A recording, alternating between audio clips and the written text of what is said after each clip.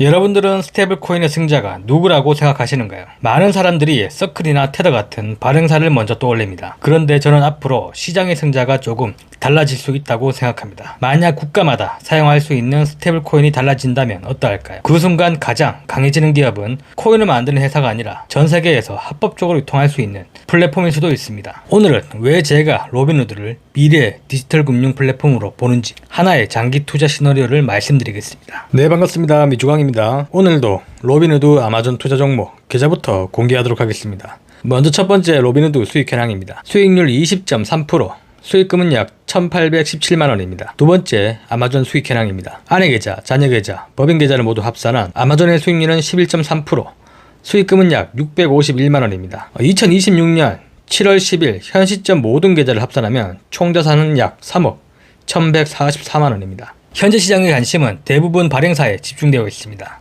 USDC를 만드는 서클, USDT를 만드는 테더. 앞으로는 은행들과 빅테크들이 자체 스테이블코인을 만들 가능성이 역시 존재합니다. 그럼에도 많은 투자자들은 누가 가장 많은 스테이블코인을 발행할까 여기에 관심을 가집니다. 물론 매우 중요한 부분입니다. 발행량이 많아질수록 수익도 늘어날 가능성이 있기 때문입니다. 하지만 저는 조금 다른 질문을 던져보고 싶습니다. 발행은 했는데 만약 사용하지 못하면 어떻게 될까요? 아무리 좋은 차를 만들어도 도로를 달릴 수 없다면 의미가 없습니다. 스테이블코인도 마찬가지입니다. 많이 만드는 것과 많이 사용할 수 있는 것은 전혀 다른 문제입니다. 저는 앞으로 시장의 경쟁이 누가 많이 발행했느냐에서 누가 가장 많이 사용할 수 있게 만드냐로 이동할 가능성이 있다고 봅니다. 스테이블코인은 전 세계에서 사용할 수 있는 디지털 자산입니다. 하지만 규제는 그렇지 않습니다. 규제는 국가마다 따로 존재합니다. 미국에는 미국법이 있습니다. 유럽에는 유럽의 규제가 있습니다. 영국도 다르고 싱가포르도 다르고 한국도 다릅니다. 각 나라의 금융 시스템과 정치, 중앙은행의 입장이 모두 다르기 때문입니다. 그래서 앞으로 모든 국가가 동일한 스테이블코인을 사용하는 세상이 반드시 온다고 단정하기 어렵습니다.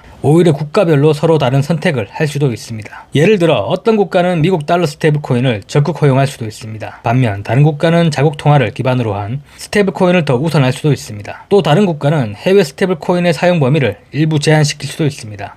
실제로 세계 각국은 이미 스테이블코인과 디지털 화폐 제도를 서로 다른 방식으로 준비하고 있습니다. 방향은 비슷하지만 방법은 모두 다릅니다. 저는 앞으로 이러한 차이가 더 커질 가능성도 충분히 있다고 생각합니다. 물론 이건 역시 확정된 미래는 아니며 어디까지나 장기적으로 생각해 볼 수 있는 제 개인 투자의 시나리오입니다. 만약 국가마다 사용할 수 있는 스테이블코인이 달라진다면 사용자는 무엇을 원할까요? 사람들은 복잡한 것을 싫어합니다. 그냥 하나의 앱에서 모두 해결되기를 원합니다. 예를 들어 여행을 생각해 보겠습니다. 예전에는 나라마다 한전을 해야 했습니다. 은행도 가야 하고 환율도 비교해야 합니다. 하지만 지금은 카드 한 장으로 대부분 해결합니다. 사용자는 카드만 쓰지만 뒤에서 한전도 이루어지고 정산도 이루어지고 국가별 규정도 자동으로 처리됩니다.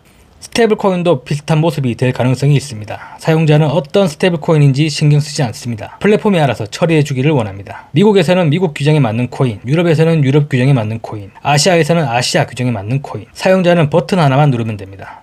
복잡한 것은 플랫폼이 대신 해결해 줍니다. 바로 이 지점에서 플랫폼의 가치는 더욱 커질 수 있다고 생각합니다. 과거 인터넷 혁명을 떠올려 보겠습니다. 초기에는 수많은 인터넷 기술이 등장했습니다. 브라우저도 많았고 검색 엔진도 많았고 통신 기술도 정말 다양했습니다. 하지만 시간이 지나면서 사람들의 기억에 남는 기업은 무엇일까요? 기술 자체보다는 플랫폼이었습니다. 검색은 구글, 쇼핑은 아마존, 영상은 유튜브, 모바일 시대도 비슷했습니다. 스마트폰 운영체제는 여러 개가 경쟁했지만 결국 사람들은 앱을 가장 쉽게 사용할 수 있는 플랫폼으로 모였습니다.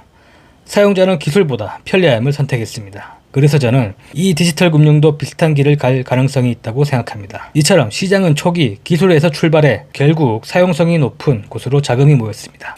스테이블코인 역시 언젠가는 어떤 코인이냐보다 어디에서 가장 편하게 사용할 수 있느냐가 더 중요해질 수 있다는 것이죠. 앞에서 말씀드린 내용은 스테이블코인만 놓고 본 이야기였습니다. 그런데 저는 앞으로 더 큰 변화는 토큰화에서 시작될 가능성이 있다고 생각합니다. 토큰화는 쉽게 말해 현실의 자산을 블록체인 위에서 거래할 수 있도록 만든 것입니다. 예를 들어 미국 국채, MMF, ETF, 회사채, 비상장 주식, 부동산 이러한 자산들이 모두 디지털 토큰 형태로 거래되는 것입니다. 최근에는 미국 국채 토큰화부터 시작해 다양한 금융 상품들이 점차 블록체인 위로 올라오고 있는 흐름이 나타나고 있습니다. 여기서 다시 같은 문제가 발생합니다. 각 국가가 모두 같은 자산을 허용할까요? 저는 그렇지 않을 가능성도 충분히 있다고 생각합니다. 어떤 나라는 미국 국채 토큰을 허용할 수도 있습니다. 반대로 어떤 나라는 자국 금융상품만 허용할 수도 있습니다. ETF도 마찬가지입니다. 비상장 주식도 마찬가지입니다. 부동산도 마찬가지입니다. 국가마다 금융정책과 자본시장 구조가 다르기 때문이죠.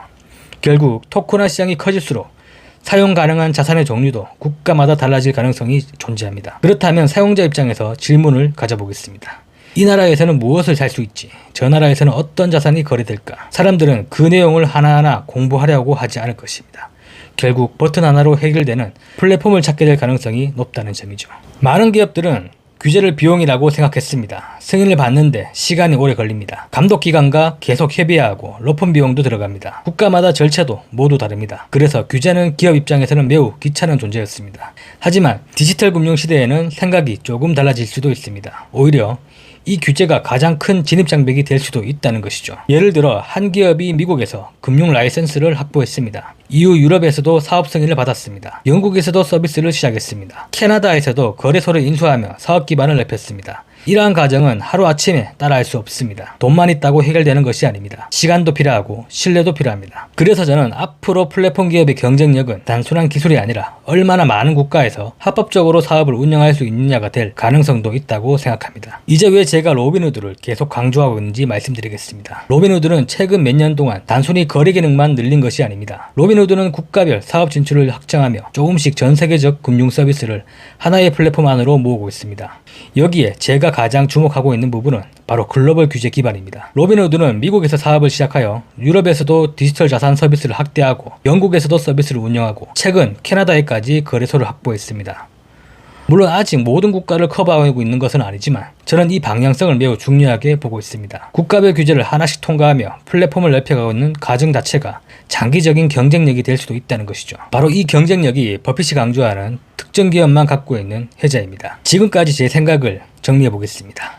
앞으로 스테이블코인 사용이 확장되면 국가들은 예상보다 빠르게 규제를 통일할 수도 있습니다. 달러 스테이블코인이 전 세계 표준이 되어 발행사의 영향력이 훨씬 더 커질 수도 있습니다. 반대로 각국이 서로 다른 규제를 유지한다면 플랫폼의 중요성이 지금보다 훨씬 커질 수도 있습니다. 저는 후자의 가능성도 충분히 열어두고 있습니다. 그래서 앞으로 누가 스테이블코인을 가장 많이 발행하는 것보다 누가 전 세계에서 가장 많은 규제를 통과하고 가장 다양한 자산을 합법적으로 연결하는 플랫폼이 되는가, 이 질문이 더 중요해질 수도 있다고 생각합니다. 그래서 저는 스테이블코인 뉴스가 나오면 단순 발행사만 보는 것이 아니라 로빈후드와 코인베이스처럼 글로벌 규제 기반을 넓혀가고 있는 플랫폼도 함께 살펴보고 있습니다. 앞으로 제 투자 논리가 맞을지 틀릴지는 시간이 알려줄 것입니다. 하지만 투자에서는 정답을 맞히는 것보다 남들이 아직 크게 주목하지 않는 가능성을 먼저 공부하려는 과정이 더 중요하다고 생각합니다. 정리해보겠습니다.